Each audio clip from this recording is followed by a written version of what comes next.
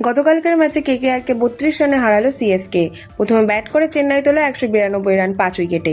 জবাবে রান তাড়া করতে নেমে কলকাতা থামে 160 রানে 7 উইকেট হারিয়ে। শুরুর দিকে লড়াই দিলেও মাঝের ওভারে দ্রুত উইকেট হারিয়ে চাপে পড়ে কেকেআর। অন্যদিকে বল হাতে নিয়ন্ত্রিত বোলিং করে ম্যাচের নিয়ন্ত্রণে ধরে রাখে চেন্নাই। ব্যাট বল দুই বিভাগেই দাপট দেখে গুরুত্বপূর্ণ জয় তুলে নেয় সিএসকে।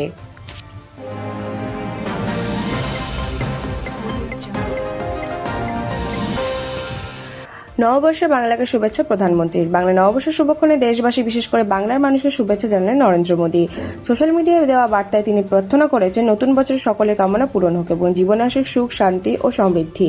প্রধানমন্ত্রী তার বার্তায় আনন্দ ও ভ্রাতৃত্বের চেতনা বজায় রাখার উপর জোর দিয়েছেন। পাশাপাশি সকলের সুস্বাস্থ্য ও অত্যন্ত সুখ কামনা করেন তিনি আরও বলেন, ভারতের সভ্যতার চেতনাকে গড়ে তুলতে পশ্চিমবঙ্গের কালজয়ী সংস্কৃতি ঐতিহ্যের ভূমিকা অত্যন্ত গুরুত্বপূর্ণ। বাংলা অবশেষে ঐতিহ্য উদযাপনের এক বিশেষ উপলক্ষ বলে উল্লেখ করেন তিনি।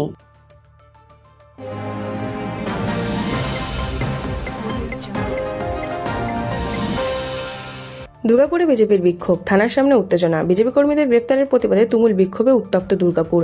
কোকো ওভেন থানার সামনে জড়ো হন বিজেপি কর্মী সমর্থকেরা। অভিযোগ, উত্তেজিত বিক্ষোভকারীরা থানার গেট ঠেলে ভিতরে ঢোকার চেষ্টা করেন।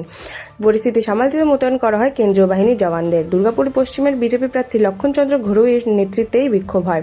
উল্লেখ্য, রবিবার রাতে বাঁকুড়া মোড় এলাকায় তৃণমূল বিজেপির মধ্যে সংঘর্ষ ঘটনায় কয়েকজন বিজেপি কর্মীকে গ্রেফতার করে পুলিশ। বিজেপি দাবি, প্রকৃত অভিযুক্তদের গ্রেফতার না করে নির্দোষ কর্মীদের তুলে নিয়ে যাওয়া হয়েছে। এই অভিযোগেই আজকের এই বিক্ষোভ।